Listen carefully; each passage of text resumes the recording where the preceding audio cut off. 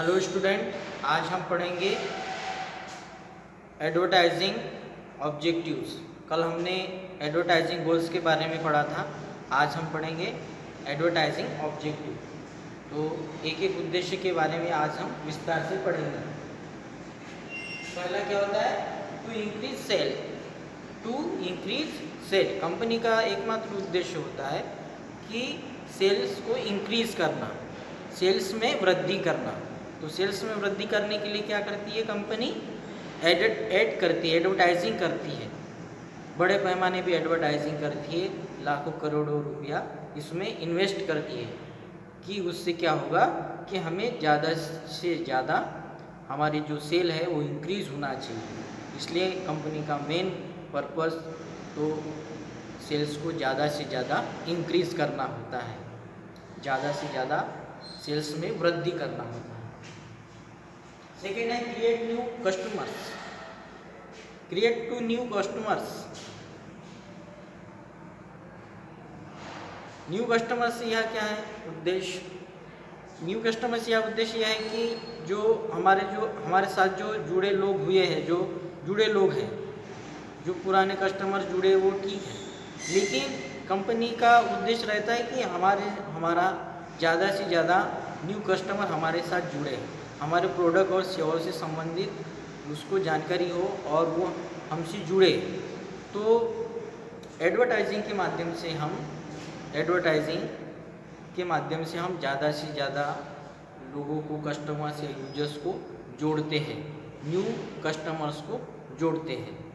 तो एडवर्टाइजिंग का उद्देश्य ये भी एक होता है कि क्रिएट न्यू कस्टमर्स, यानी नए कस्टमर्स को जोड़ना। ठीक है। Entry in new market.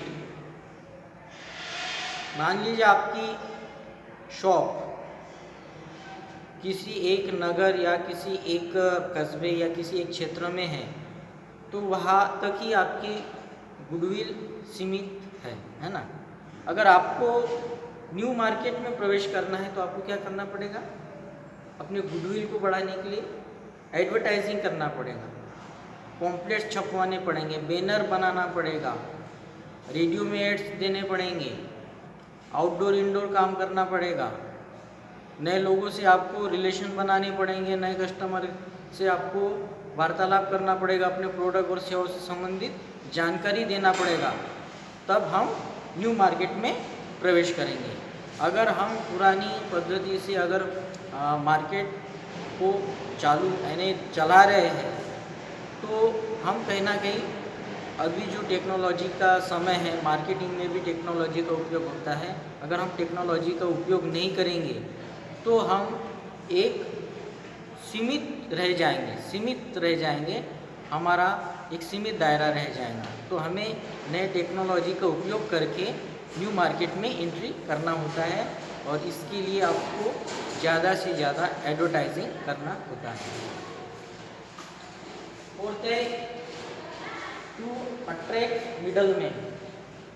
To attract middleman का क्या होता है कि जैसे एडवर्टाइजिंग क्या करता है, रिटेलर जो चिल्लर विक्रेता होते हैं, मिडलमैन होते हैं, उनको अट्रैक्ट करता है। एडवर्टाइजिंग क्या करता है? लोगों को आकर्षित करने का काम करता है, अपने विचारों, प्रोडक्ट और सेवाओं से संबंधित ऐड करके अपनी तरफ अट्रैक्ट करना, ये एडवर्टाइजिंग का काम होता है। लोग हमारी तरफ जब अट्रैक्ट होंगे, आकर्षित होंगे, तो स्वाभाविक है कि वो हमारे प्रोडक्ट और सेवाएं खरीदने में उत्साहित रहेंगे।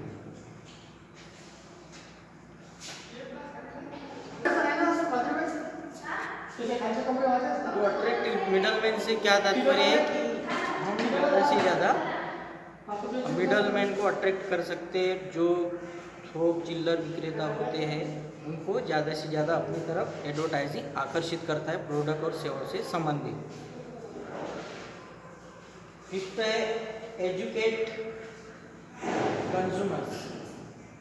एडवर्टाइजिंग क्या करता है? एजुकेटेड करने में सहायक होता है। जब तक एडवर्टाइजिंग नहीं होगी तो हमें प्रोडक्ट और सेवाओं से संबंधित जानकारी नहीं मिलेगी।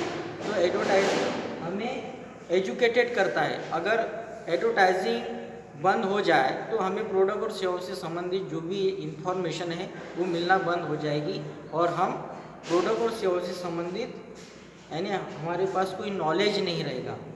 तो एडवर्टाइजिंग हमें एजुकेटेड करता है, रेडियो के माध्यम से, पॉम्पलेट्स के माध्यम से, टेलीविज़न के माध्यम से जो ऐड आते रहते हैं, उपभोक्ता संरक्षण ये और जागो ग्राहक जागो, ये सारी चीज़ें क्या है, यानी एजुकेटेड कर रही है।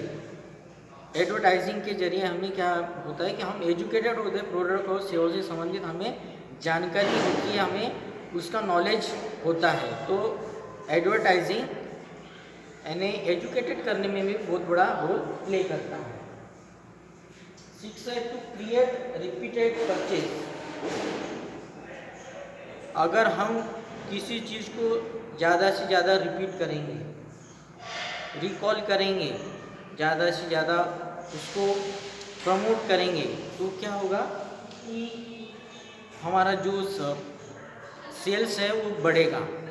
ज़्यादा से ज़्यादा अगर हम किसी चीज़ को रिपीट करेंगे, रिपीट, रिकॉल, उससे क्या होगा, हमारा जो सेल है ज़्यादा से ज़्यादा इंक्रीज़ होगा और हमारा जो वस्तुएं और सेवाएं है वो ज़्यादा से ज़्यादा परचेस होगी, लोगों तक पहुँचेगी। 7th है टू ओवरकम कंपटीशन। अगर मान लीजिए आपके क्षेत्र में 10 लोग हैं और 10 लोग में से 2 ही लोग सक्रिय है, बाकी लोग निष्क्रिय है, 8 लोग जो एडवर्टाइजिंग नहीं कर रहे हैं बड़े पैमाने पे। तो उससे क्या होगा कि अगर आप 2 लोग बड़े पैमाने पे इंक्रीज़ कर रहे हैं, आउटडोर इंडोर काम कर रहे हैं, टेलीविज़न में अपनी एड्स दे रहे हैं या इंडोर काम कर रहे हैं न्यूज़पेपर के माध्यम से, रेडियो के माध्यम से, तो बड़े पैमाने पे एडवर्टाइजिंग जब हम करते हैं तो हमारा जो कंपटीशन लेवल क्या हो जाता है, हम प्रतिस्पर्धा करने में ओवरकम हो जाते हैं, यानी हमारा जो कंपटीशन है वो बड़े पैमाने पे बढ़ जाता है।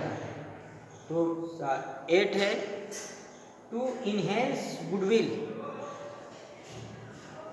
टू इन्हेंस गुडविल, इन्हेंस यानी बढ़ाना, इन्हेंस यानी होता है बढ़ाना, गुडविल तो सभी जानते हैं, ख्याति।